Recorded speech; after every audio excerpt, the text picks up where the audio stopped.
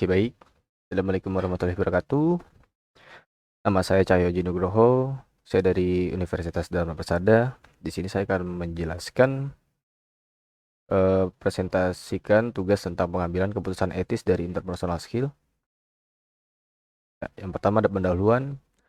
Pengambilan keputusan etis adalah proses memilih tindakan atau keputusan yang dianggap baik dan benar berdasarkan prinsip-prinsip moral dan etika. Keputusan etis melibatkan pertimbangan nilai-nilai, norma-norma, dan standar moral yang berlaku dalam suatu konteks tertentu. Selanjutnya ada definisi. Pengambilan keputusan etis yaitu menggambarkan pengambilan keputusan etis sebagai proses memilih tindakan atau keputusan yang dianggap baik dan benar berdasarkan prinsip-prinsip moral dan etika. Menekankan bahwa pengambilan keputusan etis melibatkan pertimbangan nilai-nilai, norma-norma, dan standar moral yang berlaku. Selanjutnya ada langkah-langkah untuk pengambilan keputusan etis.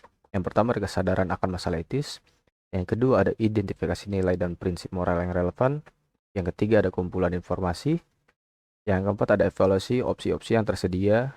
Yang kelima ada pertimbangan, konsekuensi, dan risikonya. Selanjutnya di sini ada kesadaran akan masalah etis. Pengambilan keputusan etis dimulai dengan kesadaran akan adanya masalah etis yang perlu diatasi.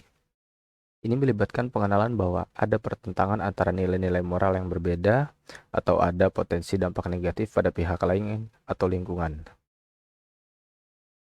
Di identifikasi nilai dan prinsip moral yang relevan. Setelah menyadari adanya masalah etis, langkah berikutnya adalah mengidentifikasi nilai-nilai dan prinsip moral yang relevan. Nilai-nilai ini dapat mencakup keadilan, kejujuran, tanggung jawab, kebebasan, empati, dan keberlanjutan, dan di antara lainnya adalah seperti itu. Prinsip-prinsip moral seperti utilitarianisme atau memaksimalkan kesejahteraan, deontologi atau patuhi kewajiban moral, atau etika kebajikan, perhatikan karakter yang baik juga dapat digunakan sebagai panduan. Selanjutnya ada kumpulkan informasi.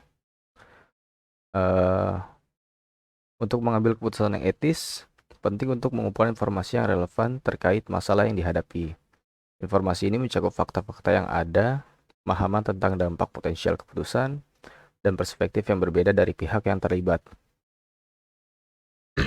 Selanjutnya di sini ada evaluasi opsi-opsi yang tersedia untuk mengambil keputusan etis. Setelah pengumpulan informasi, evaluasi opsi-opsi yang tersedia untuk menyelesaikan masalah etis adalah tinjau setiap opsi dengan mempertimbangkan nilai-nilai dan prinsip-prinsip moral yang telah diidentifikasikan sebelumnya. Pertimbangkan konsekuensi jangka pendek dan jangka panjang dari setiap opsi, serta dampaknya pada pihak yang terkait.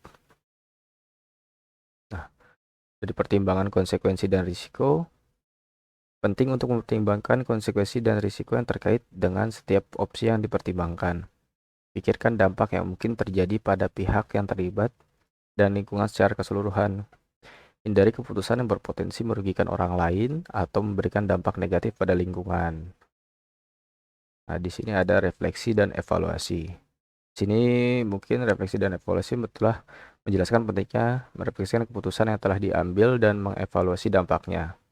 Menyebutkan bahwa refleksi dan evaluasi membantu dalam belajar dari pengalaman dan meningkatkan kemampuan pengambilan keputusan etis di masa depan. Nah, selanjutnya ada kesimpulan. Pengambilan keputusan etis adalah proses yang kompleks dan terkadang sulit. Terkadang nilai-nilai dan prinsip-prinsip moral dapat saling bertentangan, dan ada banyak faktor yang perlu dipertimbangkan.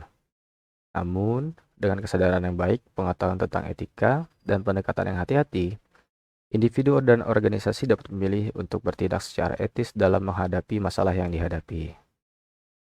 Nah, mungkin segitu saja presentasi dari saya tentang pengambilan keputusan etis. Terima kasih. Wassalamualaikum warahmatullahi wabarakatuh.